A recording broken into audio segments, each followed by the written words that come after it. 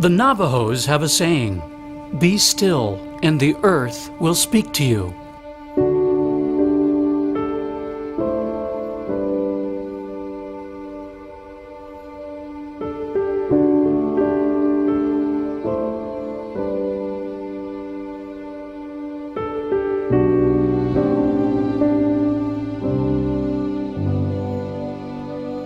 Here in northeastern Arizona, a group of students and educators from Jeffco Open School are doing just that as part of their surface archaeology work in the Sagi Canyon system, just a few miles at a time. It's part of what Jeffco Open calls its walkabout philosophy of experiential learning, giving students the chance to immerse themselves in environments far away from any traditional classroom. But really what I think Dave and I and the larger high school community is trying to do is show in a research kind of basis and in a real world application how to put art and science and mathematics and outdoor skills and group building and cultural awareness all into a genuine experience, and there aren't many places that can pull that off. Thanks to a unique partnership with the Navajo Nation, different classes of Jeffco Open students have spent nearly a decade chronicling the lives of Sagi Canyon system dwellers. We have the only permit in the nation given by the Navajo Nation to allow us to come in and to come back here and document the human movement. Sometimes the discoveries are from recent habitation, like this lean-to, but other times the traces they find are ancient and astounding.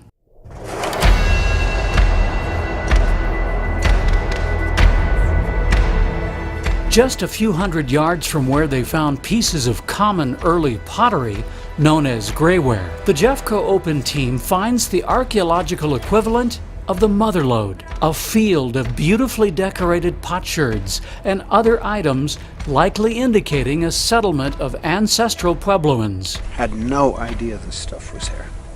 None. So, a very rich site.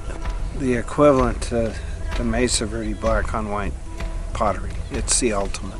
High above it all, evidence of living and storage spaces.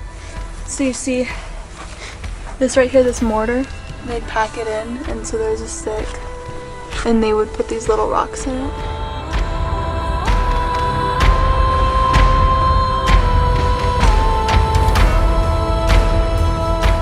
The students group together and sketch their findings, taking special care to reproduce the evidence in color, along with notes about how and where the items were found. You're in school and you learn about history and all this other stuff, but to actually be able to hold a piece of it in your hand and know that somebody put a lot of love and time and care into that piece is just, and you have the honor to be able to look at it and draw it, is just really breathtaking. A photographer commissioned by the group also records the evidence. What they leave undocumented, out of respect, are burial sites, of which there are many scattered throughout the Sagi Canyon system. When finished, everything is put back where it was found. The sketches and other information are then compiled for use by the Navajo Nation, the BLM, and researchers interested in ancestral Puebloan culture. One student, Jessy McClelland, is even writing a book about her Sagi observations. My advisor, Jacob, was like, "You're going to be the first published author in our advising." And I just sort of looked at him, I'm like, "I'm not going to be published." And he's like, "Yeah, you are." And I'm like, "What?" And I just sort of freaked out, thinking that other people were going to use my book for their research. Before moving on, they make another stunning discovery, a negative handprint etched on a rock face, reaching out across time. Amazing. It's thrilling to know that you're the first person to discover this in almost 1,000 years. You get such a weird feeling in your gut. It's just like you found a treasure or something. It's almost addicting. We found this 2 intact rooms up that way, and I came up and around. I was like, wow.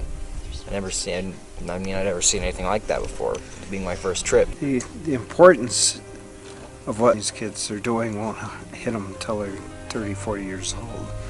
because very likely the detail of documentation we're doing here may be the last that's ever done on this site. You can still see the fingerprints of the people who made the structure. It's incomparable to any other experience I've ever had.